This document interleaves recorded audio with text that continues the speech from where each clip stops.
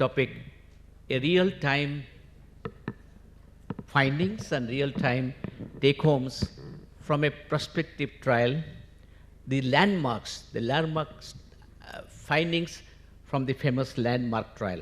You know, landmark trial is a 3-year prospective study on type 2 diabetes, pan-India, supported by Sanofi, but carried out by Navaratnas from Jargar to Subhas Wagnu to Sasank Joshi to, there are 9 people. I will not take time because time is only 15 minutes.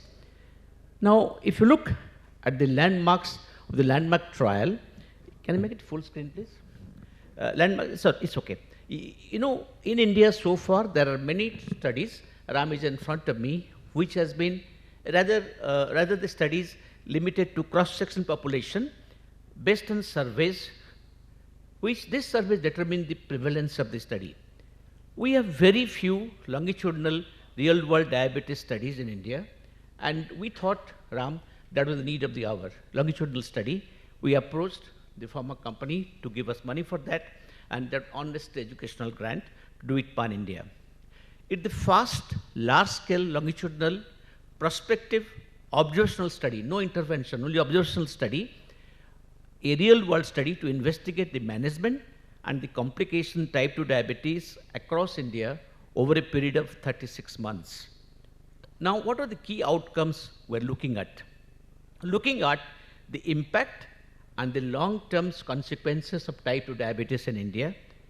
Number 2, to provide real-world insights, as it is real-world insights into diabetes management in India, and also, if possible, offer a nationwide perspective on the diabetes-related complications and the glycemic control. Very simple. We had 363 sites. Ultimately, we had 382 sites to start with. It came down to 363, and we had a patient population of 6,234. We had screened 6,279, ultimately 6,222.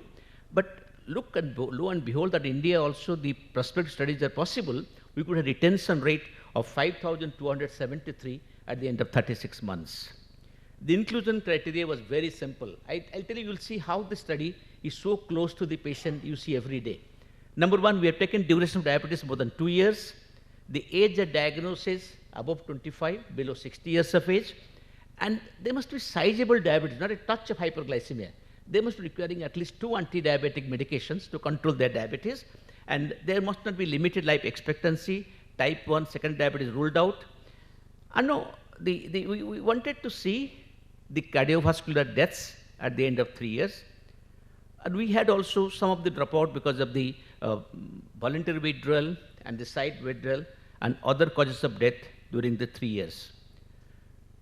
Now, what are the complication endpoints we looked at?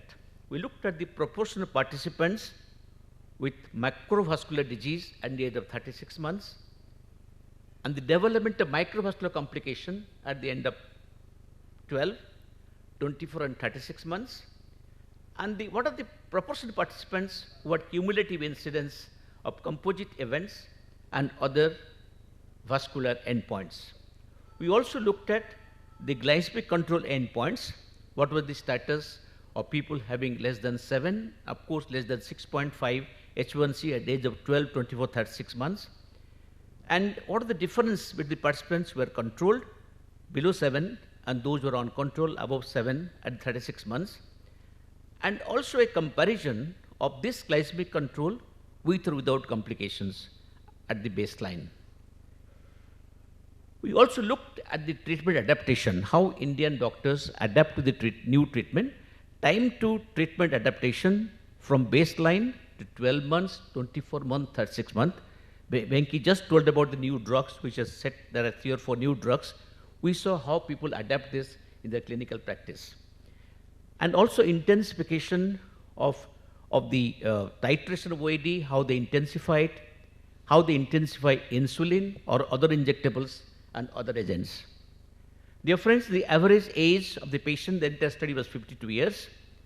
65% of the patients were obese, either visceral obesity or general obesity. The very significant finding. There were about 4 to 11 years of duration. I give details in the parenthesis.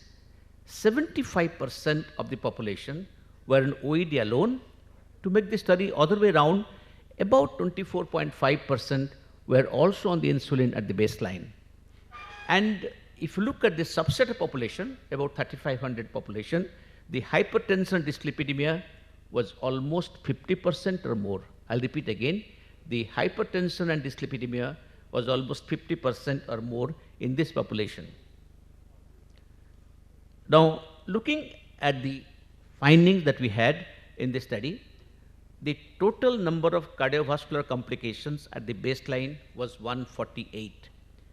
At the end of 3 years, it was 216. So over 3 years, the macrovascular complications increased from 2.3% to 3.3%. And out of this large vessel disease, macrovascular disease, 2/3 were non-fatal MI, non-fatal MI.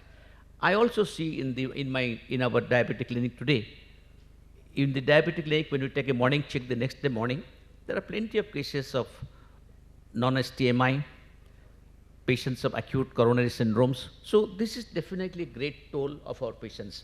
We found non-fatal MI about 2/3 of the patients. There are also the non-fatal stroke. There were cardiovascular deaths. There were peripheral vascular disease, and et cetera, et cetera. Dear friends, looking at the microvascular complication at the 12th, 24th, 36th month, we found the neuropathy was the most important singular complication between neuro, nephro, and retinopathy. I think that has been found all over the world. And even at the end of 3 years, neuropathy was the most common, and it is rules the roost. Neuropathy is the commonest microvascular complication, then followed by retinopathy and nephropathy. We'll come to in a minute. Now, if you look at the way the composite renal and retinal microvascular events occurred, there was an increase in the retinal complications from 2.5% baseline to about 4.1% at the end of 36 months. This graph shows the rate of rise in 12 months, 24 months, and 36 months. It's a very intensive study, and we saw whatever you do, the microvascular complications were on the rise, as we see in our daily clinical practice. Now, if you look at the how does the glycemic pattern vary in the patients, those with complication and those without complications. Now, if you look at the baseline and at 36 months, we found at the baseline there are 25.1% who were of the population. We found whatever treatment was given, we just observed it. We did not make an attempt to change the treatment. It was a real-world study, non-intervention study. There was a trend in the improvement in the glycemic control over 3 years of the study duration. Now we found that at the baseline, if you compare at 36 months, we found about the people who achieved 7% or below, or even those who were above 7%, there was an improvement in the glycemic control. But the most important point to note, in spite of being in a study, even though non-intervention, it is called Hatro effect, that being in a study itself did not help. At the end of the day, sir, 64%, I'll repeat again, 64% did not reach HbA1c target of 7% or less. So non-controlled hyperglycemia, as you see daily practice, is a big issue. Now, if you look at the occurrence of complications in participants with controlled HbA1c less than 7 and uncontrolled more than 7, at the end of 36 months, there was definitely higher proportion of uncontrolled diabetes, about 78%. It was seen in participants who developed macrovascular or microvascular complications. Now, I'm absolutely certain that Ram and others have shown that the macrovascular is composite of many other points, age, triglycerides, lipids, etc., multivariate. But we found, as it taken together, uncontrolled hyperglycemia is very important in both the complications. then the participants who had good complications. So it shows the any microvascular or no complications. So definitely good control matters.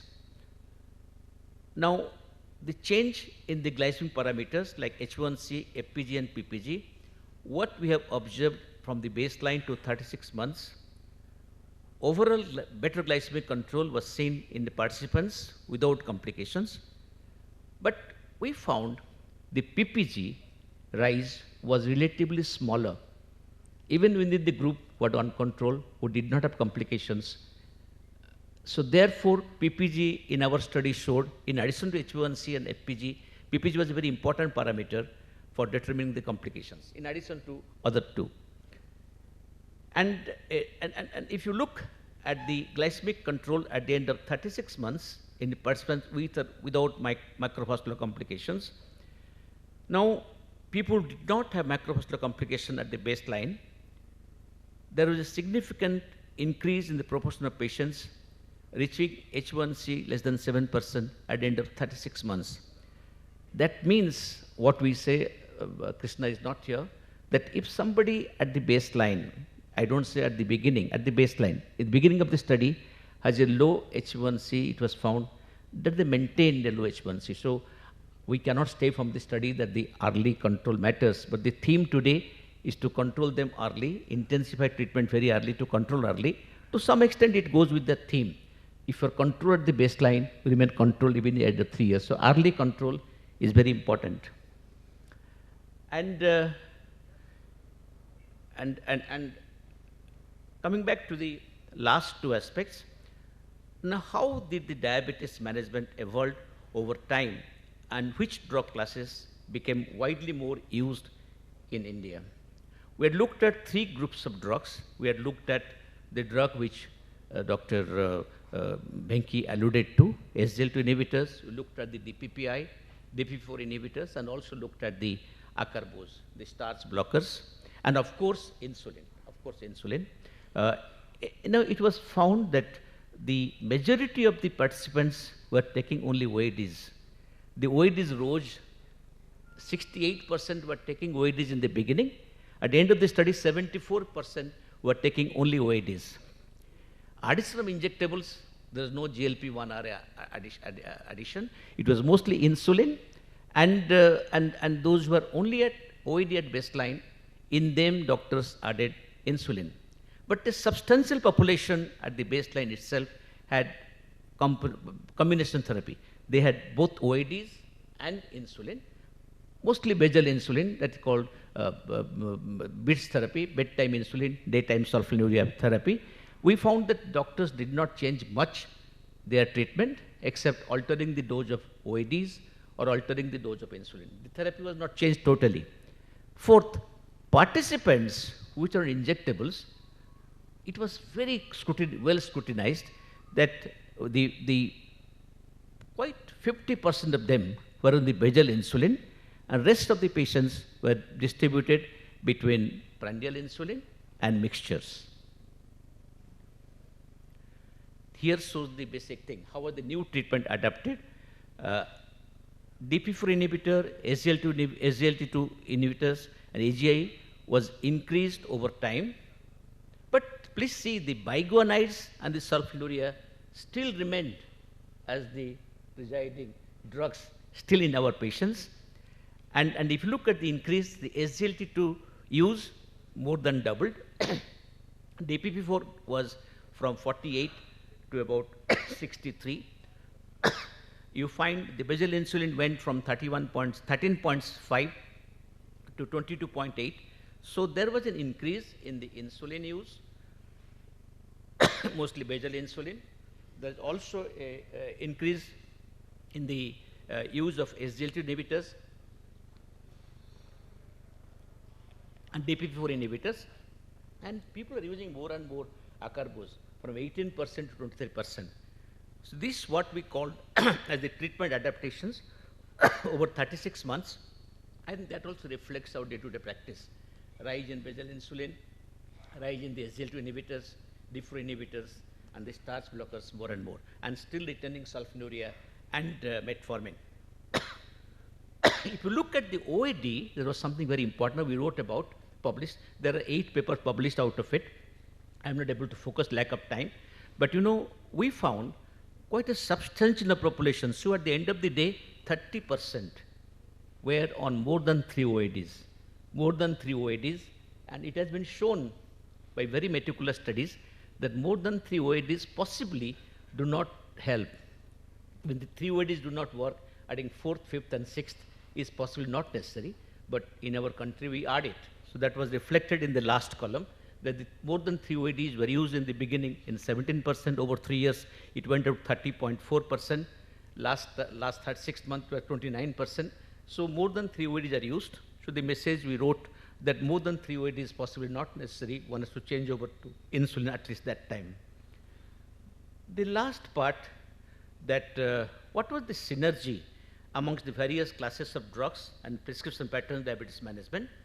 Now we found that if you look therapy at the end of 3 years of follow-up, we found that the insulin, the glycemic parameters improved in the insulin subgroups compared to the insulin naive patients. I mean, this is irrespective of the study across the India. And of course, no benefit was seen in the participants by increasing beyond 3 OADs. So less than 3 OAD, more than 3 OADs in the last panel. And insulin versus insulin naive, insulin was definitely helpful. And you look at the change of insulin category, you will find that few people from the prandial and premix were put on the basal, but basal insulin was almost 50%. Last was, we just wanted to look at the diabetes pattern and the therapy pattern as is varies basis in the metros and non-metros. I have only 2 conclusions to show before I close. It was observed that the fasting plasma glucose levels in the non-metros were much worse than the metros. That means they had very severe fasting hyperglycemia. We are looking at the regions by looking at them. The study is not yet over. And also, we found that the microvascular complications were very high. I mean, higher, not very high, higher than the metros in the non-metros. The neuropathy still was the most common microvascular complication, if you call it microvascular in the population. And among the microvascular complications, heart failure was reported more in the non-metropolitan cities. Dear friends, this is the last slide. We have now this group is taking it forward. We have asked for grant, we're likely to get it. We'll take it forward to follow these patients for a longer period. We look at the transforming diabetes care, if it is possible from this study and other studies. So very simple message, catch the diabetes early and catch them young. If you start them young and produce early blood glucose control, you'll reap the benefits beyond many, many years. Strive for the best glucose control from the very beginning. Whatever drug you use is your take. We also felt at the end of the day, are we failing our patients by not prescribing insulin? Because when the doctors mention insulin without insisting, people took insulin when they were shown that the sugar is not well controlled. So I think people are willing to take insulin, at least few of them. Are we failing our patients by not prescribing insulin? And of course, we have to screen and monitor for the complications. Measure, monitor, document, and take action on it. Simple study, simple messages. Thank you very much for your patient hearing.